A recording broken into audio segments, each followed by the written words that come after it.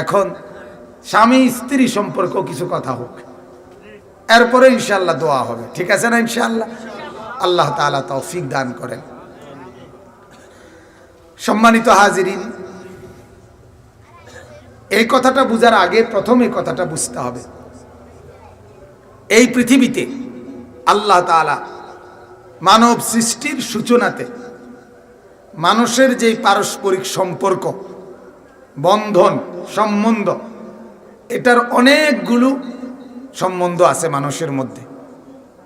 এই যে মা বাবা, পিতা সন্তান, মা ছেলে, ভাই বোন, স্বামী স্ত্রী, চাচা ভাতিজা, এরকম নানা নাতি, দাদা নাতি আছে না? এগুলো সম্পর্ক কিনা?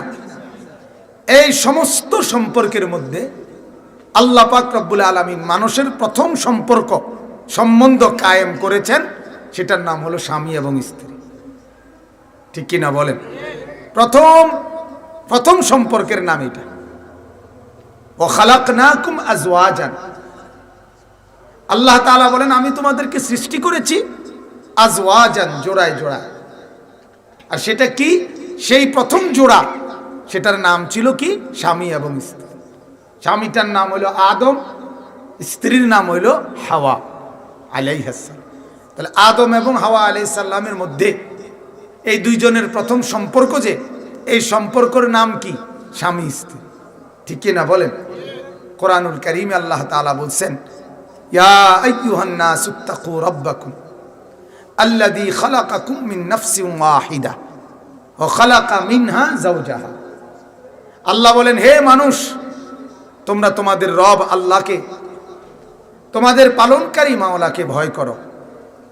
আল্লাযী খালাকাকুম মিন নাফসিন ওয়াহিদা, যিনি তোমাদেরকে একটি আত্মা, প্রথম একজন মানুষ, তার নাম আদম, তার থেকে সৃষ্টি করেছেন। এবং সেটা কিভাবে করছেন?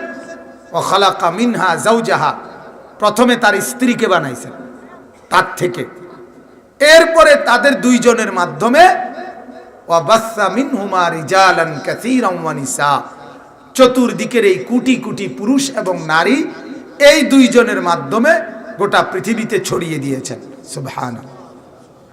তাইলে প্রথম, আবারও বলেন, প্রথম সম্পর্কের নাম কি বলেন না? স্বামী এবং স্ত্রী। আল্লাহ তাআলা বুঝাইলেন, আমি যেটা বললাম মাত্র, পৃথিবীর প্রথম সম্পর্কের নাম হলো আদম এবং হাওয়া। আল্লাহ বলেন, দুইজনকে সৃষ্টি করে, দুইজনকে সৃষ্টির শুরুতেই আমি আল্লাহ তাআলা পোশাক দিয়ে আবৃত করে দিয়েছি। সুবহানাল্লাহ। আদম এবং হাওয়া আলাইহিস সালামের পোশাক দেহের, এটা তাদের সৃষ্টির প্রথম লগ্ন থেকেই আল্লাহ তাআলা তাদেরকে পোশাকে আচ্ছাদন করাই দিয়েছেন। সুবহানাল্লাহ। তাহলে এখানে কোরআনুল কারীমের মধ্যে আছে, ইয়া বনি আদমা কদ আনজালনা আলাইকুম লিবাসান, এই সূরাতে আছে, হে বনি আদম, তোমাদের পোশাক, এটা তোমাদের পরবর্তীতে তোমরা কিছুদিন উলঙ্গ ছিলা, কিছুদিন বিবস্ত্র ছিলা, পরে তোমরার বুদ্ধি হইছে, আর পরে তোমাদের জ্ঞান গরিমা বাড়ছে, আর তোমরা পোশাক পরছো। বিষয়টা এটা না, বরং আমি যেদিন তোমাদেরকে সৃষ্টি করেছি আদম এবং হাওয়াকে, সেদিনই তাকে পোশাকে আবৃত করেই তারে রূহ অবস্থায় পৃথিবীর চোখে আলো দেখতে দিয়েছি, সেটা পোশাক পরা অবস্থাতেই। কথা বুঝছেন? তাহলে ওই যে আদি যুগে এক সময় মানুষ কাপড় ছাড়া ছিল, পরে কাপড় ফিনছে, এটা না, এটা কোরআনের আলোকে সঠিক তথ্য না। কোরআনের তথ্য হলো এটা, যেদিন থেকে আদম হাওয়া, পোশাকও সেদিন থেকে। পোশাক কোন দিন থেকে কন না কেন? সেদিন, যেদিন থেকে আদম হাওয়া, সেদিন থেকেই পোশাক। এখন আল্লাহ পাক রব্বুল আলামিন সংক্ষেপ যে কথাটা বুঝাইতে চাই, আল্লাহ তাআলা আদম এবং হাওয়াকে, আপনারা জানেন, সৃষ্টি করার পর আদমের মর্যাদা, শ্রেষ্ঠত্ব বাড়ানোর জন্য, আল্লাহ বুঝাবার জন্য ফেরেশতাদের সামনে আদম আলাইহিস সালামের ইলম, জ্ঞান সমস্ত ফেরেশতার চাইতে বেশি, এটা আল্লাহ তাআলা প্রমাণ করে দেখাইছিলেন, ঠিক কি না বলেন?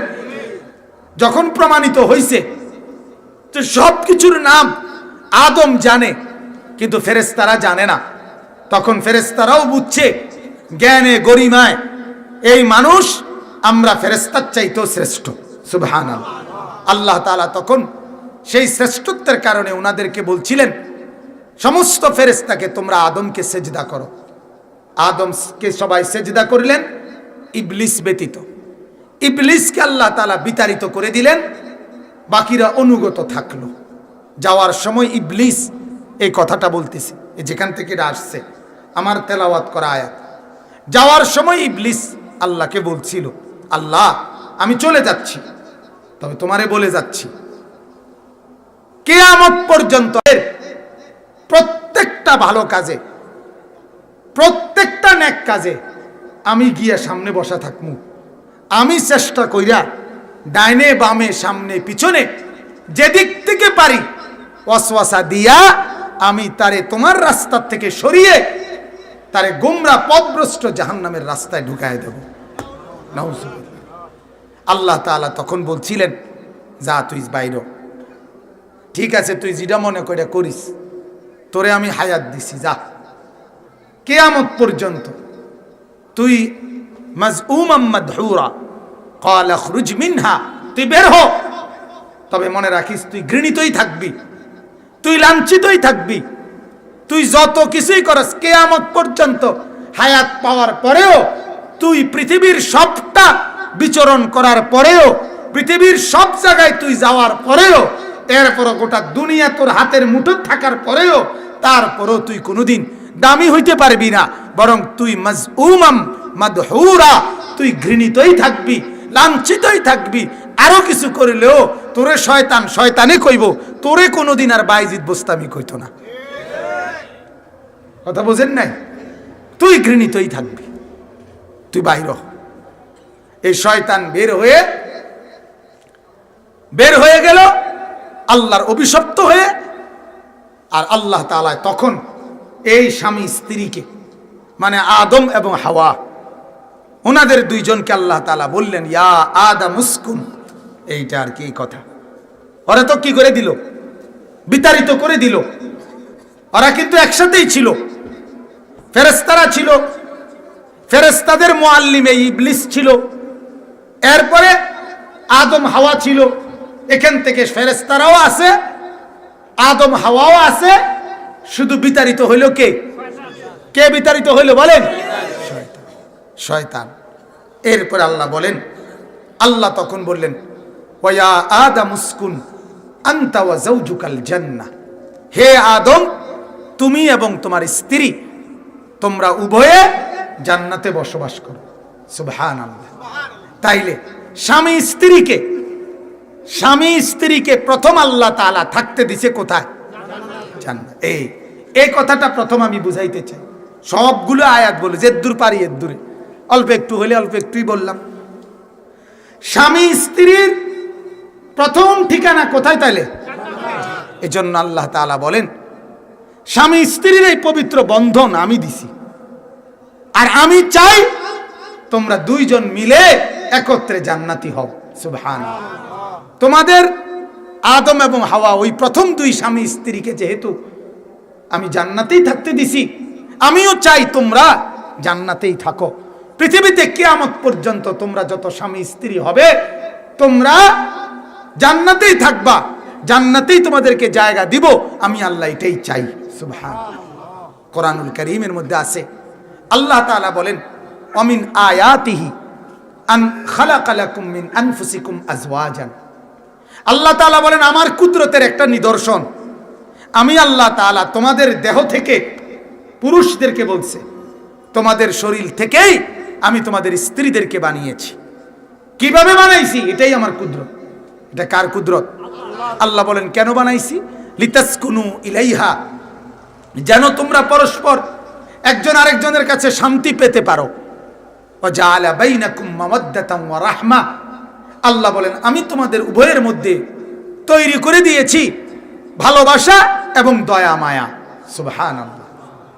আল্লাহ তাআলা বলে, যখনই তোমরা স্বামী স্ত্রী হবা, আমি আল্লাহ তাআলা তোমাদের উভয়ের মধ্যে ভালোবাসা, মহব্বত, দয়া মায়া কুদরতি ভাবেই আমি আল্লাহ তাআলা তৈরি করে দেব। সুবহানাল্লাহ। এই কিছুক্ষণ আগের অপরিচিত পুরুষটা এই নারী চিনত না, কিছুক্ষণ আগের অপরিচিত নারী এই পুরুষ চিনত না। কালেমার এক বন্ধনে, কবুলের এক শব্দে দুইজন এতটা আপন হয়ে গেলেন, এখন একজন আরেকজনের 24 ঘন্টার কল্যাণকামী। সুবহানাল্লাহ। এখন এই পুরুষ এই নারীর কল্যাণ চায়, এই নারীও এই পুরুষের কি চায়? এই যে পবিত্র বন্ধন, এটা একত্র করে দিল, এই মায়া আর মহব্বতের সম্পর্ক তৈরি করে দিল, এটা কে করলো? কে করলো বলেন? এই জন্য প্রথম মনে রাখা চাই, আল্লাহ তাআলা বলেন স্বামী স্ত্রীর এই বন্ধন আমি দিছিলামই জান্নাত দেওয়ার জন্য। হাদিসের মধ্যে আছে, আল্লাহর নবী বলেন ইজা তাজাওয়াজাল আবদু ফাকাদ ইসতাকমালা নিসফাদ দ্বীন। নবী বলেন কোন পুরুষ যখন বিয়ে করে, এই স্বামী আর স্ত্রী যখন হয়, তখনই তাদের উভয়ের অর্ধেক দিনদারি, জান্নাতে যাওয়ার রাস্তা অর্ধেক ফিল আপ হয়ে যায়। ওয়ালিয়াত্তাকিল্লাহা ফিল বাকি, আর বাকি অর্ধেক যাওয়ার জন্য তারা যেন আল্লাহকে ভয় করে, তারা যেন আল্লাহকে ভয় করে। আল্লাহর নবী সাল্লাল্লাহু আলাইহি ওয়াসাল্লাম এইভাবে বহু হাদিসের মধ্যে স্বামী আর স্ত্রীর এই পবিত্র বন্ধনের উপরে আল্লাহর নবী গুরুত্ব দিয়েছেন। এখন আমরা যদি শুধু এই কথাটাই বুঝি, তো আল্লাহ তাআলা এখানে শুধু একটা কথা বলছেন, ফাকুলা মিন হাইসু শি'তুমা, তোমরা স্বামী স্ত্রী দুইজনই জান্নাতের যেদিক দিয়ে মন চায় ভোগ করো। পুরা জান্নাতে আমার নিয়ামতে ভরা, এটা উপভোগ করো। তবে শুধু ওয়ালা তাকরাবা হাদিহি শাজারা ফাতাকুনা মিনাজ জালিমিন। আমি একটা গাছ আল্লাহ দেখাই দিয়েছেন, এই গাছের কাছে তোমরা যেও না, এই গাছের ফল খেও না, তাইলে তোমরা আমার অবাধ্যদের অন্তর্ভুক্ত হবে। নাউজুবিল্লাহ। তাহলে দেখেন, এখানে আমরা আমাদের মতো আমাদের পবিত্র এই বন্ধনের ব্যাখ্যা করি যে স্বামী আর স্ত্রীকে আল্লাহ তাআলা বলছে তুমি জান্নাতেই থাকো, যা মন চায় আমার নিয়ামত উপভোগ করো, শুধু আমার নিষিদ্ধ যেটা এইটা তোমরা করো না, তাইলে তোমরা অবাধ্য হয়ে যাবা, আর নিয়ামত ভোগ করতে পারবা না। ঠিক আল্লাহর কসম, আমি আপনাদেরকে শুধু এই কথাটাই বুঝাইতে চাই, স্বামী আর স্ত্রীর এই পবিত্র বন্ধন আল্লাহ দিয়েছে, বরকতের জন্য দিছে, রহমতের জন্য দিছে, মহব্বতের জন্য দিছে, জান্নাতে দেওয়ার জন্য দিছে। কিন্তু এই দুইজনের দ্বারা যখন আল্লাহর নাফরমানি হয়, এই দুইজন পরিকল্পনা করে ঘরের মধ্যে যখন নাফরমানি চালু করে, স্বামী অবৈধ রোজগারের ফিকিরে থাকে, মহিলা বেপর্দার ফিকিরে থাকে, এই দুইটাই হারামের মধ্যে জড়িত হওয়ার কারণে খোদার কসম এদের দুনিয়াও অশান্তি হয়, এদের আখিরাতও অশান্তি হয়। একজন ধান্দায় নামে অবৈধ রোজগার, আরেকজন ধান্দায় নামে বেপরদিগির। স্বামীর কথা হলো আমি রোজগারের বিষয়টা দেখি, স্ত্রীর কথা হলো আমি সাজগোজের বিষয়টা দেখি। আমি যত পারি মানুষের পুরুষকে আমি দেখাবো, তুমি শুধু পাউডার শুনো, যখনই শেষ হয় বললেই নতুন নতুন ফেয়ার অ্যান্ড লাভলি, নতুন নতুন মেকআপ বক্স, নতুন নতুন পাউডার আনবা, আমি ডললে ডললে মানুষের দেখামু, আর তুমি আমার খানা দানা যা দরকার, হালাল হোক হারাম হোক, বৈধ হোক অবৈধ হোক, তুমি শুধু কামাই করো, যেমনে পারো মাথাত বাড়ি দিয়ে পারো, সিটারি করে পারো, বাটপারি করে পারো, ধোকা দিয়ে পারো, সুদ খাও, ঘুষ খাও, কিস্তি লও, লোন লও, পত্তন লও, ধোকা দাও, ওজনে কম দাও, মিথ্যা বলো, প্রতারণা করো, তুমি যেমনে পারো রোজগার করো, আমি যেমনে পারি সাজগোজ করি। আল্লাহ বলেন আহা, এটাও তো ঠিক এরকমই। আমি আল্লাহ প্রথম দিন স্বামী স্ত্রীকে বলছি জান্নাতে থাকো, যত পারো নিয়ামত ভোগ করো, তবে আমি যেটা নিষেধ করেছি সেটার কাছে যেও না, ফাতাকুনা মিনাজ জালিমিন, তাইলে তোমরা অবাধ্য হয়ে যাবে, আমার রহমত থেকে সরে যাবে, আমার নিয়ামত থেকে বঞ্চিত হবে। সেদিন আল্লাহ তাআলা উদাহরণ দিয়ে কথাটা পরিষ্কার করে বুঝাইয়া দিয়েছেন। আজকের জন্য এটাই কথা, আমাদের জন্য এটা কথা। আজ আমাদের আফসোস, যেই ঘরে স্বামী স্ত্রী পরিকল্পনা করে গুনার জন্য একজন আরেকজনকে না বাঁচায়, আল্লাহর কসম ওই পুরা ফ্যামিলি তখন লন্ডভন্ড হয়ে যায়। আজ বরবাদির মূল কারণ এটা। স্ত্রীর আবদারের কারণে স্বামী এই রঙিন টেলিভিশন ঘরে চালাইতেছে, বিবির এই সম্পদের লিপ্সা, আর বিবির আপনার অনেক আইটেমের অনেক কিছুর গহনা, ফার্নিচার, আসবাব, এগুলোর আবদারের কারণে এই বেচারা অবৈধ রোজগারের মধ্যে ঝুঁকতেছে। তাহলে একজন আরেকজনকে মূলত গুনার কাজে উৎসাহিত করলো। কিসের কাজে বলেন? তাহলে গুনার কাজে, হারামের কাজে উৎসাহিত করলে মনে রাখতে হবে এই সুখ আর মিলবে না, দুনিয়াতেও না আখিরাতেও না। হাদিসের মধ্যে আছে, আল্লাহর নবী বলছে, যে স্বামী তার স্ত্রীকে রাত্রিবেলা ভোরে ফজরের নামাজের জন্য তুলে দেয়, আবার স্ত্রী তার স্বামীকে ফজরের নামাজের জন্য তুলে দেয়, ছিটায়া পানি ছিটায়া দেয়, আল্লাহর নবী সাল্লাল্লাহু আলাইহি সাল্লাম বলেন, কুতিবা মিনাদ যাকিরিন আল্লাহ কাসীরাম ওয়াজ যাকিরাত, আল্লাহ এই স্বামী স্ত্রীকে জিকিরকারী পুরুষ এবং নারী বেশি বেশি যারা করছে তাদের অন্তর্ভুক্ত বানায় দেয়। আর আল্লাহ কোরআনে বলছেন, ওয়াজ যাকিরিন আল্লাহ কাসীরাম ওয়াজ যাকিরাত আ'আদ্দাল্লাহু লাহুম মাগফিরাতাম ওয়া আজরান আযীমা, জিকিরকারী পুরুষ বেশি বেশি এবং বেশি বেশি জিকিরকারী মহিলা, আমি আল্লাহ উভয়ের জন্য আমার মাগফিরাত এবং আমার শ্রেষ্ঠতম প্রতিদান জান্নাত নির্ধারণ করে রাখছি। তাহলে স্বামী আর স্ত্রী হওয়ার কথা ছিল আল্লাহর জিকিরকারী বান্দা বান্দি। আজ আমরা উল্টে গেলাম, আজ আমরা উল্টে গেলাম, দুজন হয়ে গেলাম গুনার কাজে সহযোগী। ঠিকই না বলেন? স্বামীর গুনার জন্য স্ত্রী উৎসাহিত করছে, আমি এত কথা বুঝি না, সোফা লাগবেই, আমি এত কথা বুঝি না, কাপড় এটা আমার লাগবেই, কেমনে আনবা তুমি বুঝো। এটা কি স্ত্রীর কথা? এটা নেককারের কথা হইতে পারে? কথা বলেন না কেন? এটা একজন দিনদারের কথা হইতে পারে? স্বামীর কথা হইল, আমি এত কথা বুঝি না, তুমি আমার ছোট ভাইয়ের সামনে বাদ দিতেই হইব। আমি এত কথা বুঝি না, আবার বাসুর তুমি তার সামনে কি করতেই হবে, খানা দিতেই হবে, এক লগে খানা দানা ব্যবস্থা করতেই হবে। তাহলে আপনি বলেন, স্বামী বেচারা তার স্ত্রীকে কিসের জন্য উৎসাহিত করলো? গুনাহ। আবার স্ত্রী কি কইলো স্বামীকে? গুনাহ। কথা কি এই ছিল? আল্লাহ কি এটা চাইছিলেন? কথা বলেন। আল্লাহ এটা চান নাই, আল্লাহ এটা চান নাই। কিতাবের মধ্যে কথা স্পষ্ট আছে, কোরআনে আছে, মিয়া এক স্বামী স্ত্রীর জ্বলন্ত উদাহরণ আল্লাহ দিছে পৃথিবীতে, যে কতটা কঠোর কাফের স্বামী আর তার স্ত্রী দেখো কেমন। আল্লাহ উদাহরণ দিয়ে বলছে, আমার একজন বান্দি আসিয়া, যার স্বামীর নাম ছিল ফেরাউন, তার চাইতে বড় ভয়ঙ্কর, তার চাইতে বড় বিভৎস, নিকৃষ্ট, এত বড় জালেম আর কেউ ছিল না। ঠিক কিনা বলেন?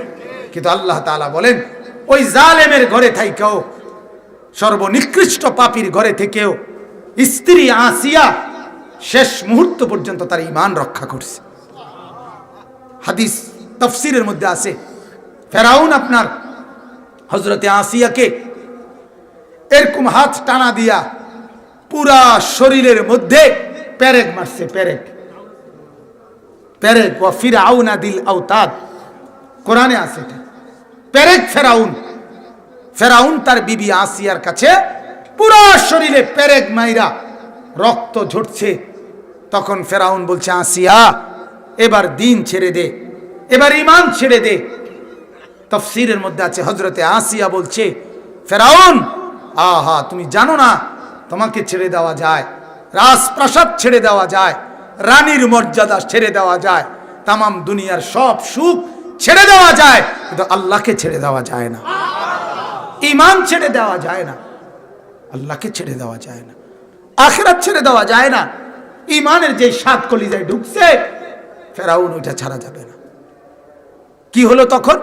ফেরাউন তখন আসিয়ার ব্যাপারে বলছে যে আসিয়াকে জীবন্ত থাকতেই, তখনও মরে নাই, ফেরেগেনা মারছে কিন্তু মরে নাই, এই অবস্থায় ফেরাউন বলছে তার চামড়া, শরীরের জীবন্ত ছাগলের চামড়া যেভাবে ছিলে ফেলে, তোমরা এভাবে তার চামড়া ছিলতে থাকো। নাউজুবিল্লাহ। কোরআনুল কারীমের মধ্যে আছে, কোরআনের আয়াত, হযরতে আসিয়া তখন একটা দোয়া করছে, আল্লাহ ওরা এই মুহূর্তে আমাকে এই অবস্থা করবে আর আমার এখন আর জান থাকবে না আমি জানি, তবে মাওলা আমি মৃত্যুর আগে তোমার কাছে ফরিয়াদ, রব্বি বিনি লি ইনদাকা বাইতান ফিল জান্নাহ, আল্লাহ তোমার সাথে জান্নাতে একটা ঘর চাই, তোমার সাথে দিয়ে থাকমু এমন একটা ঘর আমার জন্য বরাদ্দ দাও।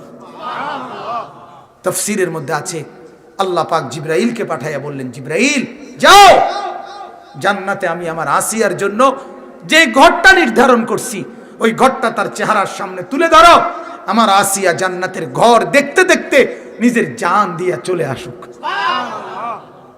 হযরতে আসিয়া দেখতে দেখতে জান্নাতের দিকে তাকায় তাকায় চামড়া ছিলছে, উনি ওনার জান দিয়ে দিছে, মালিকের জান্নাতে পৌঁছে গেছে। সুবহানাল্লাহ, সুবহানাল্লাহ। অতএব এক স্বামী স্ত্রীর উদাহরণ আল্লাহ দেখাইছে। আবার দেখেন এখানে তো স্ত্রী পুরা দিনদার, স্বামী নাফরমান, ঠিক কি না বলেন? আরেকটা উদাহরণ দিছে আল্লাহ, নূহ আলাইহিস সালাম, লূত আলাইহিস সালাম, দুইজন নবীর নাম, নূহ আলাইহিস সালাম এবং কি লূত আলাইহিস সালাম, এই দুইজন নবী। এই দুইজন নবী ওনাদের বিবি, ওনাদের স্ত্রী ছিল কাফের, ওনারা ছিলেন ইমানদার। মৃত্যু পর্যন্ত স্ত্রীরা কাফের ছিল, স্বামীরা দুইজন ইমানদার না, শুধু দোনো স্বামী নবী ছিল। কি ছিল বলেন না? নবী ছিল। যেদিন আল্লাহ তাআলা আযাবের ফয়সালা দিছে সেদিন আল্লাহ তাআলা বলছে, এমন নাফরমান বিবি সাথে নিও না, তুমি আলাদা হয়ে যাও।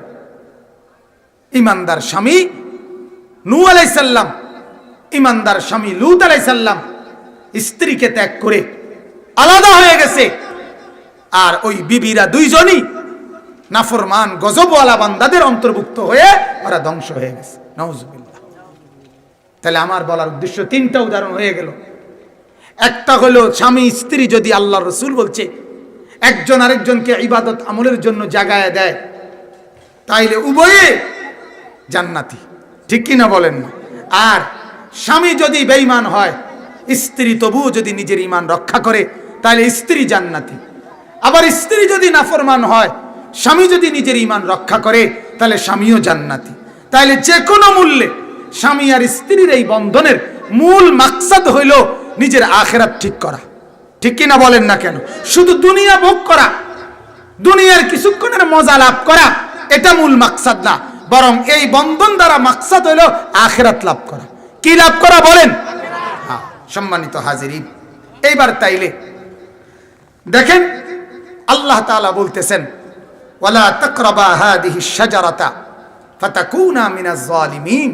আল্লাহ বলেন ওই দুই স্বামী স্ত্রীকে বলছে এই নিষিদ্ধ গাছের কাছে যেও না, তাইলে তোমরা আমার অবাধ্যদের অন্তর্ভুক্ত হয়ে যাবে। এরপরে কি হলো শুধু তর্জমাটা বলি। আল্লাহ বলেন ফাওয়াসওয়াসা লাহুমাশ শাইতান। এই স্বামী স্ত্রীর ক্ষেত্রে মূল বিষয়টা কি? স্বামী স্ত্রীর সবচেয়ে বড় গুরুত্বপূর্ণ বিষয় হলো লজ্জা। উভয়ের মধ্যে যখন লজ্জা থাকে তখন তাদের ঘরও সুন্দর হয়, তাদের জীবনও সুন্দর হয়, তাদের আখিরাতও সুন্দর হয়।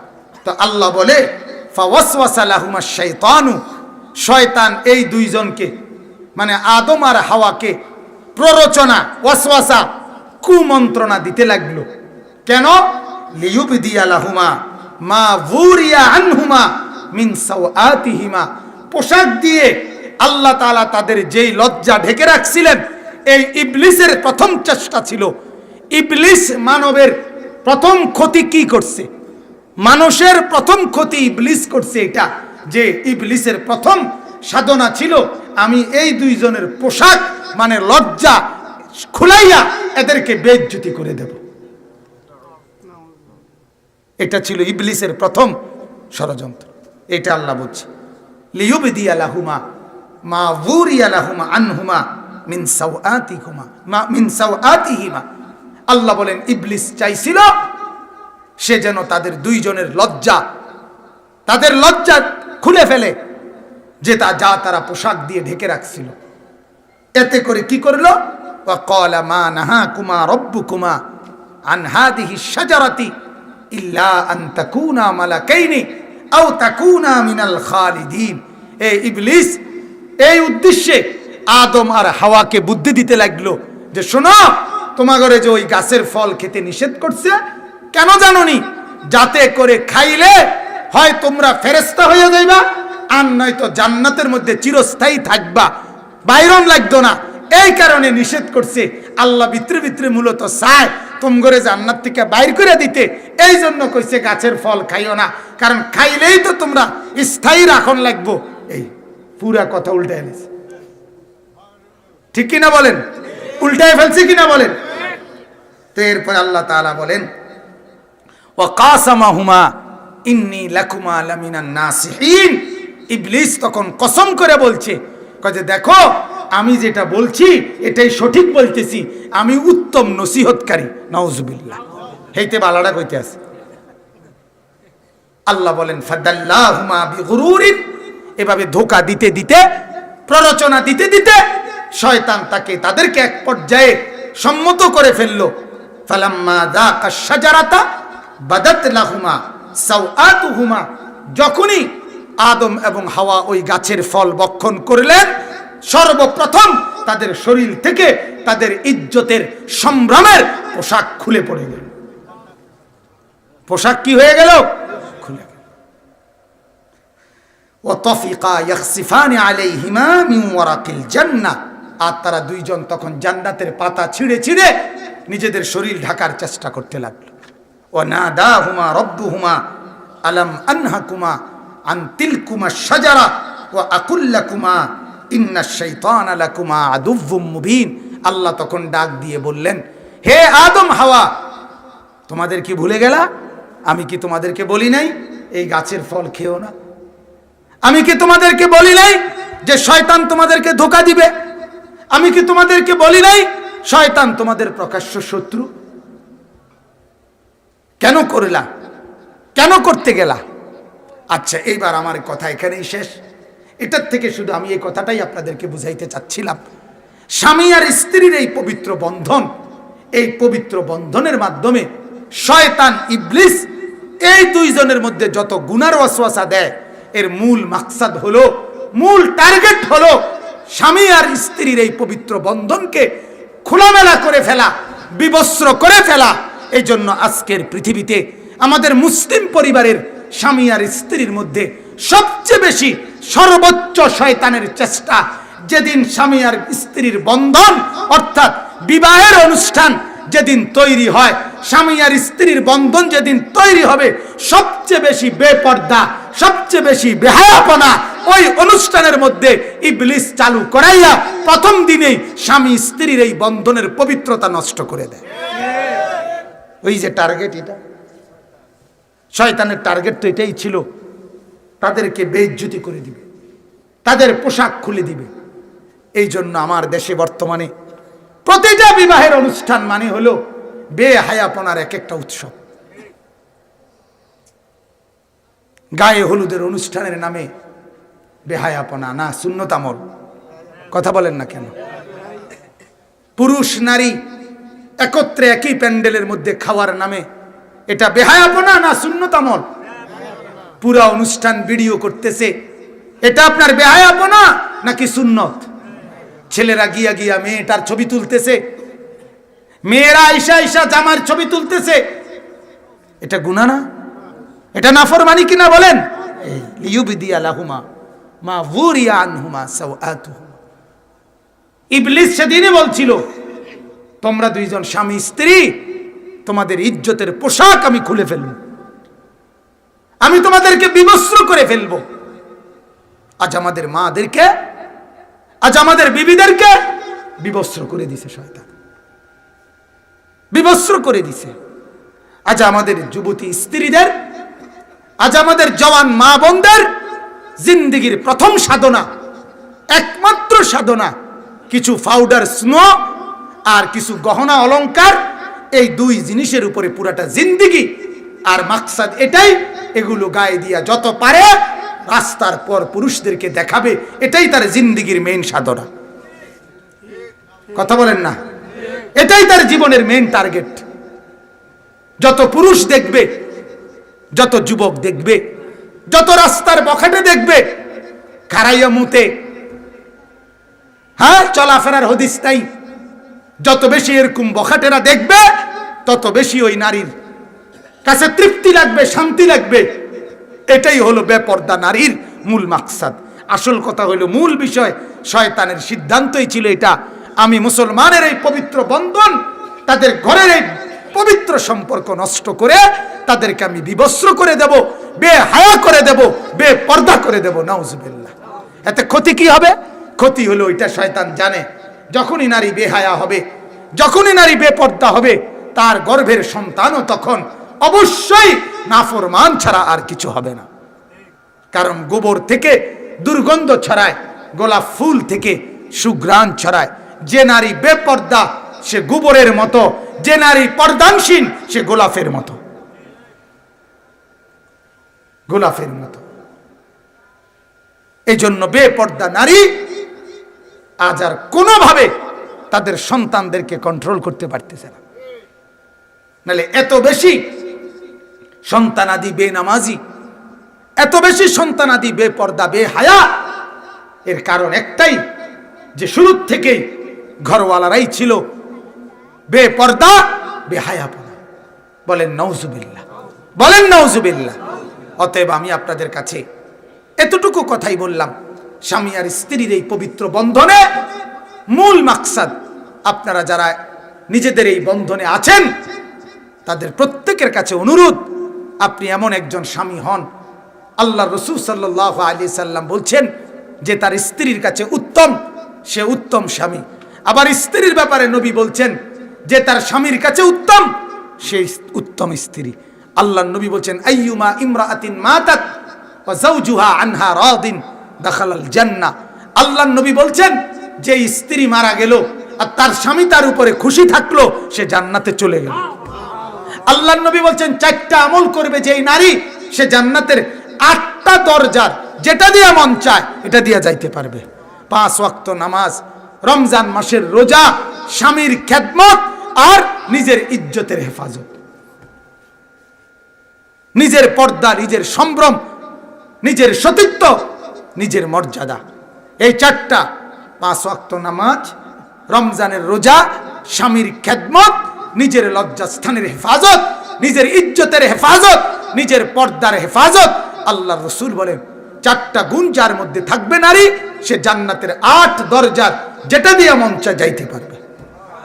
তাইলে আমি আপনাদের মাধ্যমে আমার মা চাচিদেরকে, আপনাদের স্ত্রী কন্যাদেরকে, আপনাদেরকে সতর্ক করলাম, আপনাদের দায়িত্ব।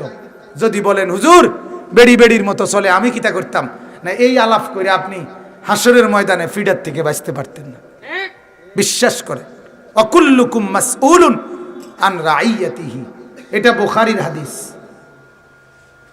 আল্লাহর নবী বলছেন তোমাদের অধীনে যারা আছে তাদের ব্যাপারে তোমাদেরকে হাসরের ময়দানে জিজ্ঞেস করা হবে। আপনি এই কথা বললে বাঁচতেন না। এবং এটা আলাদাভাবে স্ত্রীর ব্যাপারে, সন্তানদের ব্যাপারে আল্লাহ রাসূল বলছে ফার রাজুলু রাইন, পুরুষ স্বামী তার ঘরের সদস্যদের ব্যাপারে জিম্মাদার, অভিভাবক। তাকে হাসরের ময়দানে তার বিবি বাচ্চার ব্যাপারে জিজ্ঞেস করা হবে, বিবি বাচ্চার ব্যাপারে জিজ্ঞেস করা হবে। নারীকে তার লজ্জার ব্যাপারে জিজ্ঞেস করা হবে, আপনাকেও জিজ্ঞেস করা হবে। মা বাপকে তার সন্তানদের ব্যাপারে জিজ্ঞেস করা হবে। অতএব আমি আপনাদের কাছে অনুরোধ, মা বাবা হিসাবে যদি নিজেরাও আমরা স্বামী স্ত্রীর এই বন্ধনকে কদর করি, তাইলে আমাদের ঘরও সুন্দর, আমাদের পরবর্তী প্রজন্মও সুন্দর, আমাদের কবর আখিরাতও কি হবে? সুন্দর হবে। আজ আমরা বুঝতেছি না বাজান, আজকে ঘরওয়ালা মা বোন, স্বামী স্ত্রী, ঘরের পুরুষ নারী সবার একটাই ফিকির, দুনিয়া কামাও। মা বাবারও কথা ছেলে রেখে নিয়া, বাবা যেভাবে হোক কামাই রোজগারির একটা লাইন করো। ছেলেরও কথা হইলো যেভাবে হোক আমার একটা লাইন ধরাইয়া দেন, এরপরে আপনার আর কারো চিন্তা নাই। আহা, এর মানে হইলো এই, মা বাবার কথা হইলো কোনো রকমে ভাত তরকারির একটা বুঝ হইছে, হেতেরও কথা হইলো কোনো রকম টাকা পয়সা রোজগারের একটা বুঝ হইছে, মা বাবাও খুশি, সন্তানরাও খুশি। আসলে তো কথা এই ছিল না বাজান। এটাই যদি হইতো বন্ধন, তাইলে আখিরাত সাজাবে কে? আখিরাত সাজাবে কে?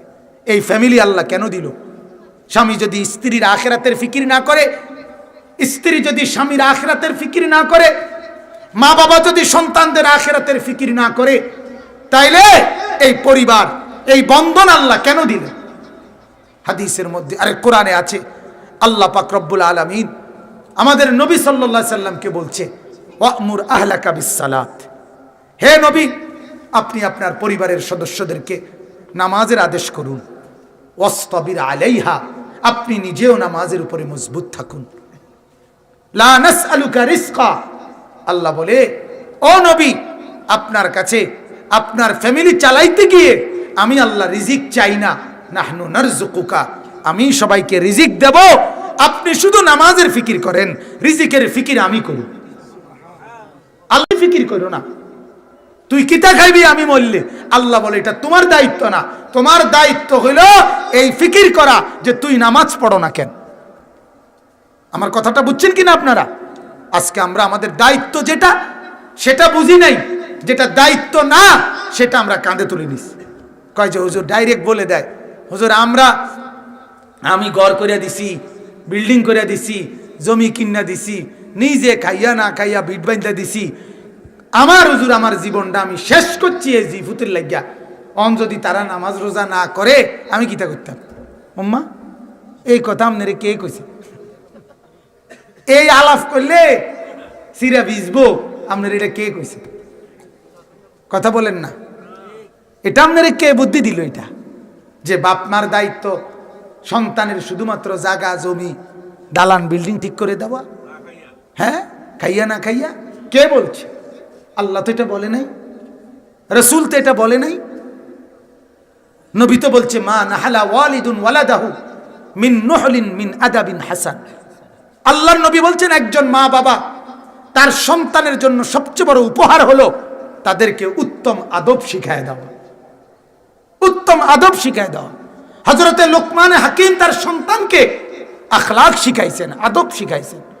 হযরতে ইয়াকুব আলাইহিস সালাম তার ছেলেদেরকে মৃত্যুর সময় বলছেন, বাবা আমি দুনিয়ার থেকে চলে যাচ্ছি, আমি জানতে চাই মা তা'বুদুনা মিন বাদি, আমার পরে কার ইবাদত করবা এটা কইয়া দাও। কালু না'বুদু ইলাহাকা, তারা বলছে আব্বা আল্লাহর ইবাদতই করব, আপনি কোনো চিন্তা করবেন না। ইয়াকুব নবী তখন বলছে ঠিক আছে, তাইলে আমি আমার মাওলার কাছে রওনা দিলাম।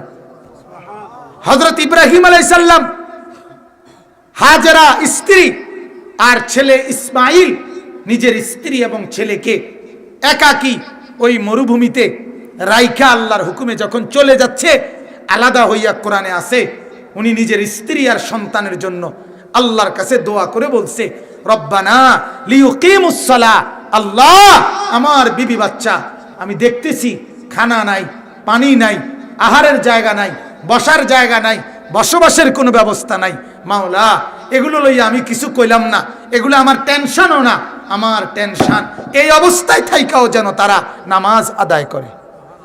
কোরআনের আয়াত, এই অবস্থায় থেকেও যেন তারা নামাজ আদায় করে। পরবর্তী ভাত কোত্থেকে আসবে এটা আমার জানার দরকার নাই মাওলা। তাইলে আপনি চিন্তা করেন আল্লাহ তাআলা নবীরা কি শিখাই দিয়েছে। ইব্রাহিম আলাইহিস সালাম দোয়া আছে কোরআনে, উনি বলছেন রব্বি জাআলনি মুকিমাস সালাহ ওয়া মিন যুররিয়্যতি। ইব্রাহিম নবী বলছে আল্লাহ আমাকে নামাজ আদায়কারী বানান, আমার সন্তানদেরকেও নামাজি বানান। কোরআনের আয়াত। সুলাইমান আলাইহিস সালামের দোয়া কোরআনে আছে। সুলাইমান আলাইহিস সালাম যখনই উনার 40 বছর বয়স হয়েছে, উনি এবার দোয়া করছে। দোয়ার মধ্যে একটা বাক্য এটা, ওয়া আসলিহলি ফি যুররিয়্যতি, আল্লাহ আমার সন্তানদেরকে আপনি ইসলাহ সংশোধন করে দেন, উত্তম করে দেন। নবীদের দোয়া এটা, নবীদের দোয়া এটা। তাহলে সমস্ত নবী এটা শিখাইছেন। প্রতিটা বাবার দায়িত্ব এটা বাজান। আপনারা আমার এই কথাটাই শুধু বুঝেন। মা বাবার ফজিলত তো অবশ্যই, সন্তান তো মা বাবার খেদমত করবে বুঝি, কিন্তু সন্তানকে তো মা বাবার খেদমতের পরিচয় দিতে হবে। সে তো জানতে হবে মা বাবার খেদমত কাকে বলে, সে তো জানতে হবে এই কোরআনে মা বাবার খেদমতের কথা কি বলছে, এটা বলতে হবে না তাকে? কথা বলেন না কেন? আপনি তো তার এই কোরআনই দেন নাই, সে জানবে কোত্থেকে? আপনি তার কাছে তো কোরআনই পেশ করেন নাই, সে মা বাবার খেদমত শিখবে কোত্থেকে? মা বাবার খেদমতের আলোচনা হাট্টিমাটিমের ভিতরে তো নাই, কোরআনের মধ্যে না আছে। কথা বলেন না কেন? রাসূলুল্লাহর হাদিসের মধ্যে না আছে। তো যেখানে আছে সেখান থেকেই তো তাকে বঞ্চিত করে দিয়েছেন, সেখান থেকেই তো তাকে মাহরুম করে দিয়েছেন। 2 বছরের বাচ্চা মোবাইল ছাড়া 1 মিনিটও থাকতে চায় না। মা বাবার নিজের হাতের মোবাইল, কি আশ্চর্য! কি বুঝ, নিজেদের বুঝ।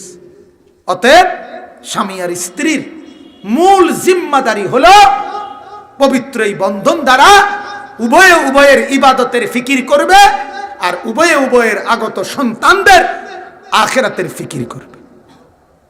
অতএব আমি মূলত এই আয়াতের তাফসীরের বিস্তারিত ব্যাখ্যা বলি নাই, মূল বক্তব্য এটা বলছি। আল্লাহ বলছে শুরুতেই স্বামী আর স্ত্রী তোমাদেরকে জান্নাতেই রাখতে চাই, কিন্তু আমার হুকুমের উল্টা করো না, তাইলে কিন্তু অবাধ্যদের অন্তর্ভুক্ত হইয়া জাহান্নামী হইয়া যাইবা।